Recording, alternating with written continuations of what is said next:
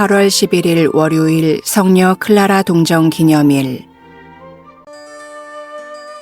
클라라 성녀는 1194년 이탈리아 아시시의 한 귀족 가문에서 태어났다. 프란치스코 성인의 복음적 생활에 감명을 받은 그는 수도 생활에 대한 열망으로 클라라 수도회를 세웠다. 수도 생활에 대한 집안의 반대가 심하였으나 오히려 동생 아니에스마저 언니 클라라의 뒤를 따라 수도자가 되었다. 클라라 성녀는 프란치스코 성인을 본받아 철저하게 가난하고 겸손한 삶을 살았다. 성인은 1253년 선종하였으며 알렉산데르 4세 교황이 1255년에 시성하였다. 입당송. 이 슬기롭고 지혜로운 동정녀는 등불을 밝혀들고 그리스도를 맞으러 나갔네. 제1독서. 너희 마음에 할례를 행하여라. 너희는 이방인을 사랑해야 한다. 너희도 이방인이었기 때문이다.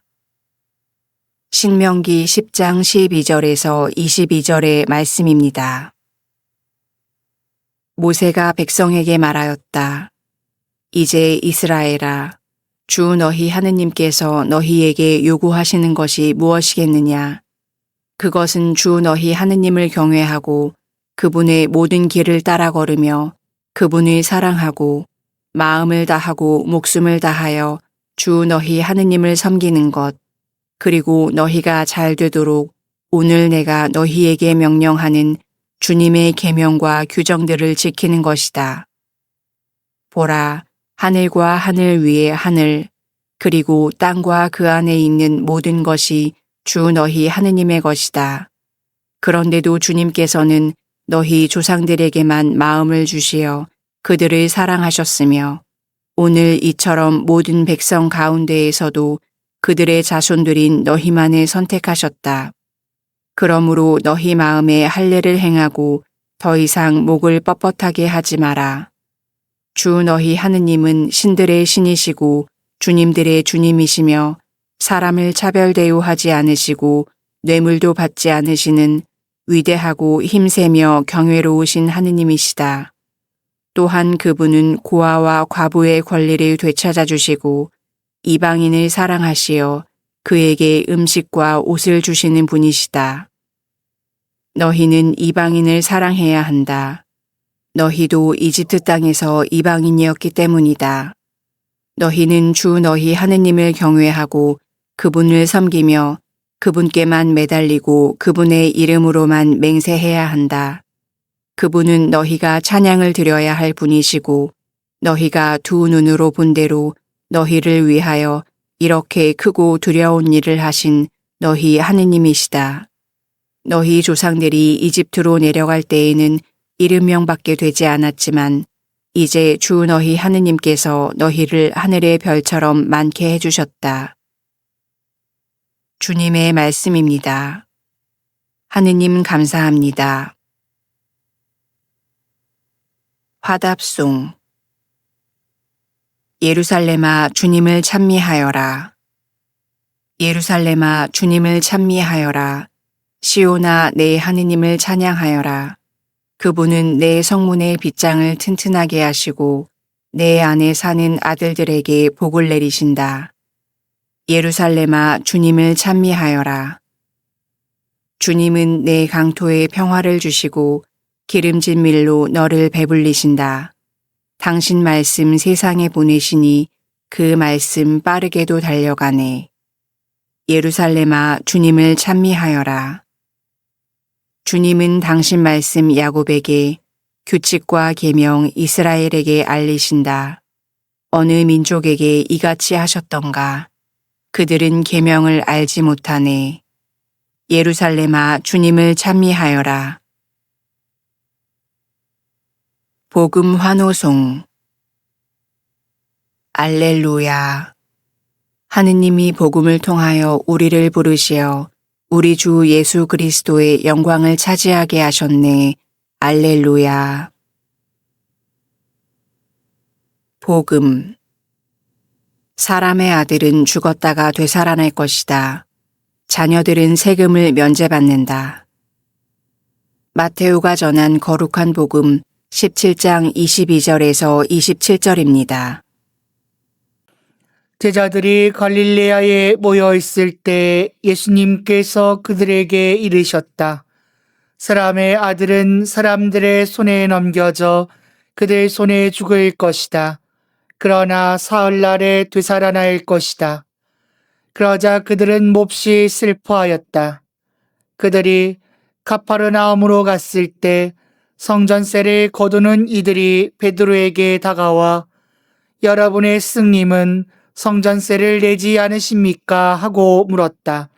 베드로가 내십니다 하고는 집에 들어갔더니 예수님께서 먼저 시몬아 너는 어떻게 생각하느냐? 세상 임금들이 누구에게서 관세나 세금을 거두느냐? 자기 자녀들에게서냐 아니면 남들에게서냐 하고 물으셨다. 베드로가 남들에게서입니다 하고 대답하자 예수님께서 이르셨다. 그렇다면 자녀들은 면제받는 것이다. 그러나 우리가 그들의 비위를 건드릴 것은 없으니 호수에 가서 낚시를 던져 먼저 올라오는 고기를 잡아 입을 열어보아라. 스타테르 한 잎을 발견할 것이다. 그것을 가져다가 나와 네 몫으로 그들에게 주어라. 주님의 말씀입니다. 그리스도님 참여합니다. 이 세상에서 확실한 것은 죽음과 세금밖에 없다. 미국 건국의 아버지라고 불리는 미국의 정치인 벤자민 프랭클린의 명언입니다. 인간이 죽음을 피할 수 없는 것처럼 세금도 피할 수 없다는 의미이지요.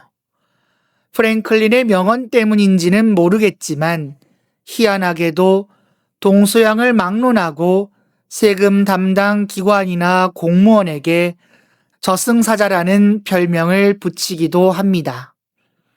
아마도 세금과 관련되면 저승사자처럼 지엄하게 느껴지기 때문일 듯 합니다. 그러면 예수님께서는 세금에 대해 어떤 생각을 가지셨을까요? 오늘 복음에서도 세금에 관한 이야기가 나옵니다. 복음을 보면 성전세를 거두는 이들이 베드로에게 이렇게 물어봅니다. 여러분의 스승님은 성전세를 내지 않으십니까? 먼저 성전세에 대한 설명이 필요할 듯 합니다. 성전세는 예루살렘 성전 유지를 위해 매년 내야 하는 세금입니다. 세금의 액수는 반 셰켈인데 여기서 한 셰켈은 보통 일꾼의 하루 일당이지요. 암튼 이 세금을 20살 이상의 모든 유다인은 1년에 한 번씩 내야 했습니다. 심지어 이스라엘 영토에 살지 않더라도 말이지요. 이런 성전 세금을 예수님은 내냐고 성전 세금 징수원이 물어본 곳입니다. 이후 베드로와 예수님의 대화가 나옵니다.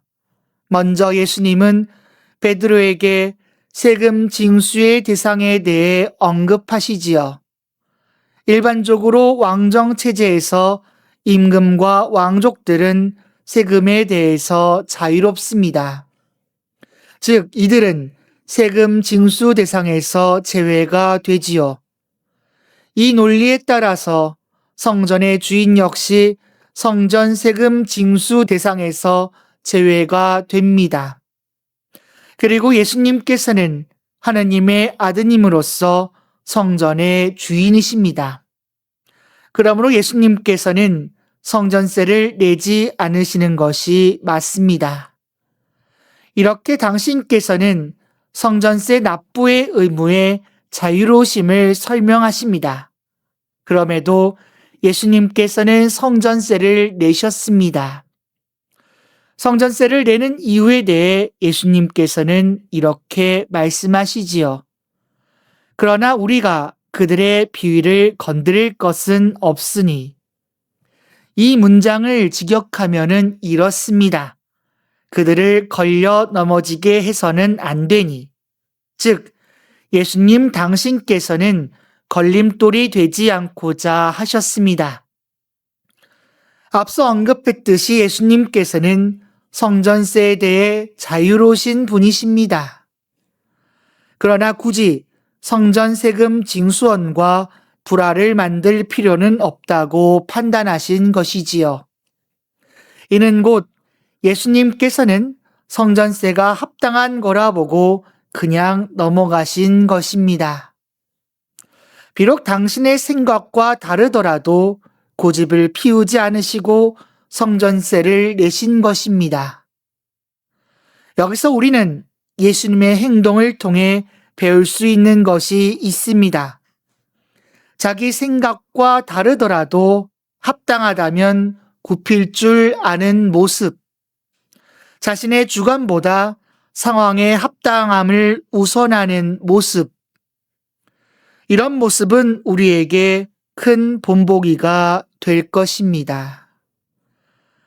그러나 우리가 그들의 비위를 건드릴 것은 없으니 호수에 가서 낚시를 던져 먼저 올라오는 고기를 잡아 입을 열어보아라.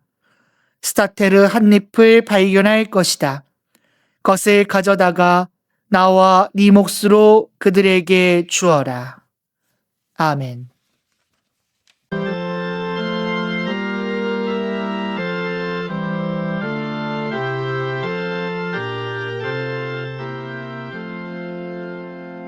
주 예수 순환 전날 마지막 만찬상에 애절한 사랑을 제자에게 보이며 밀떡과 포도 주로 성체 성혈 이루셨네. 주님의 몸과 피를 받아보시는 자는 새 생명 받아서 영원히 살게 되는 참사랑의 신비는 주님이 밝혀주셨네. 성부와 성자와 성령의 이름으로 아멘. 유튜브에서 강웅남으로 검색한 후 제 사진을 클릭하면 재생 목록에는 성경과 강남 노래방 영상들이 저장되어 있습니다. 재생 목록에서 시청하여 주세요. 구독 부탁합니다.